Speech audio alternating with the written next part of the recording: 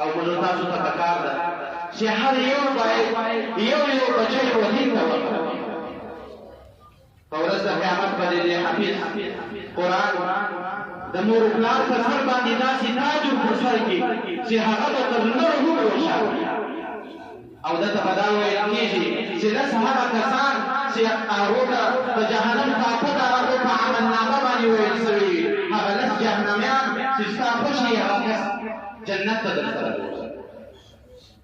نو نن الله تعالی موږ تاسو ته موقع راکړې یو داسې مدرسه یې رانصیب کړې ده چې په هغې کې الحمدلله د مفتي صاحب مبارک غوندې سړی شته او حافظان شته په دې کې. هر کس کولی شي چې دلته قرآن کریم زده کړي، د قرآن کریم معنا زده کړي، په قرآن کریم باندې ځان پوه. او داسې عظیم کتاب دی د الله رسول فرمایي چې دې ته کتل عبادت دی، دا ویل عبادت دی، زده کول عبادت دی، ځان باندې پوه کول عبادت دی، و بل ته شغل هم عبادت. نو الله تعالی دې موږ تاسو ته توفیق راکړي چې موږ تاسو یو بچی ودین ته ورکړو. د الله رسول فرمایي کن عالما او متعلما او مستمعا او محبا ولا تكن الخامس. لځانه څخه څلور قسمه انسان جوړ کړه، په دې څلورو کې یو له ځان څخه جوړ کړه، پنځم شی له ځانه مه جوړوه. اول خو دا دی د الله رسول فرمایي چې له ځان څخه عالم جوړ کړه. که عالم نشئ جوړولی متعلم له ځان څخه جوړ کړه، له ځان څخه تعلیم جوړ کړه. او که تعلیم نشئ جوړېدلی مستمع جوړ کړه، اورېدونکی له ځان څخه جوړ کړه، د علماو خبره واوره، د علماو په مجلسو کې کښېنه. او که دا هم نشئ کېدلی بیا خو در په زړه کې له دوی سره محبت کوه، لیکن ولا تکن الخامس. پنځم انسان له ځانه څخه مه جوړوه چې نه عالم یې، نه متعلم یې، نه مستمع یې او نه محب. نو الله تعالی دې زموږ ستاسو په بچیانو کې د دین خادمان پیدا کړي، علما کرام پیدا کړي. تاسو زموږ د اسلافو تاریخ وګورئ. سفیان ثوری ډېر مشهوره کس دی رحمت الله علیه. دی د اوو کلو دی، د خپل مور څخه اجازه غواړي چې ای مورګۍ ما ته اجازه راکړه، ما ودین ته وقف کړه. او د ده بغیر بل بچی هم نه لري. نو مور وده ته اجازه ورکړله دا بچی یې ودین ته وقف کړي. کله چې شپږ اووه کاله تېر شو، ده عالم شو، ځان یې عالم کړی ده، و مکې مکرمې ته راغی. له اووه اتو کلو وروسته هغه خپل کور هم سم نه ور معلومېږي، او پوښتنه کړې خپل ځای یې پیدا کړي. نو کله چې د کور دروازه ور وټکوله، مور یې ورته دروازې ته راغی، ورته فرمایي چې څوک یې؟ دی ورته وایي سفیان یم. وایي کوم سفیان یې؟ وایي ستا بچی سفیان یم. مور ورته وایي چې ما ته د الله تعالی و دین ته وقف کړی، دا زما د غیرت سره مناسبه نه ده چې زه به اوس له تا سره ملاقات کوم. اما اللقاء فی یوم اللقاء، زما او ستا ملاقات خو په ورځ د قیامت باندې. سفیان ثوری له اوو کلو د اتو کلو سفر څخه وروسته مور دروازه بیا نه ده ورخلاصه کړې، بېرته د الله تعالی د دین د خدمت لپاره وکړه. هغې مورکۍ بیا دا خپل بچی نه ده لیدلی. تاسو اسلاف وګورئ، هغو خپل بچیان و دین ته څنګه وقف کړل. او دغه بچیان چې اوس یې قرآن کریم یاد کړي دي، دا ټول نابالغ کوچنیان دي. دې داسې له سهاره تر ماښامه پورې قرآن کریم وایي.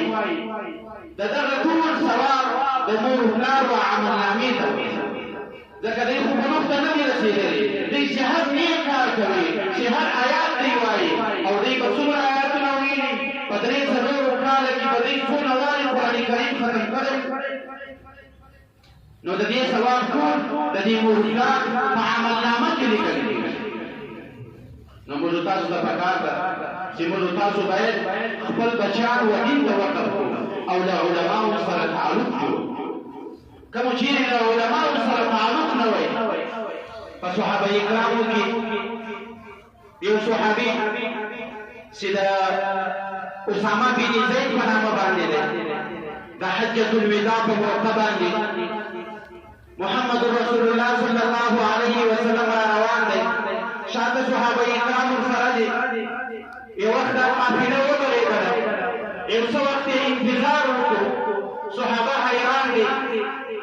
چې دا قافله ولې ولاړه ده د حاجیانو په دې وخت کې محمد رسول الله صلی الله علیه وسلم سره اسامه بن زید دی هغه د ده له وروسته شوی دی د قضای حاجت دپاره تللی و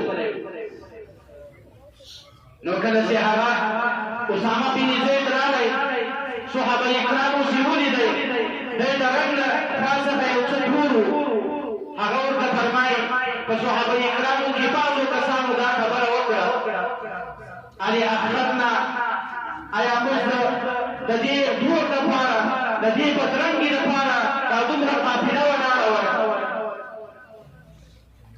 نو اسامه بن زید په صحابه کرامو کې ډېر ښه عالم و نو د قافلې بعضو کسانو دته د توحید په نظر باندې وکتل د ده سپکاوی یې وکړو چې آیا د دې ټول دپاره دا ټوله قافله انتظار وله د وخت په تېرېدو باندې چې کله محمد رسول الله صلی الله علیه وسلم له دنیا څخه رخصت شو د حضرت ابوبکر صدیق رضی الله عنه په خلافت په وخت کې دغه کسان چې په اسامه بن زید باندې خسخان وهلی وو دته په سپک نظر باندې کتلي وو هغه صحابه کرام د دې دنیا څخه مرتد لاړل هغوی بېرته ایمان پرېښود ګوره په یو عالم کې صرف په سپک نظر باندې کتلي وو الله تعالی هغه د صحابیت له درجې څخه وایستلي د ایمان له درجې څخه یې وایستلي له دې دنیا څخه بې ایمانه تېر شو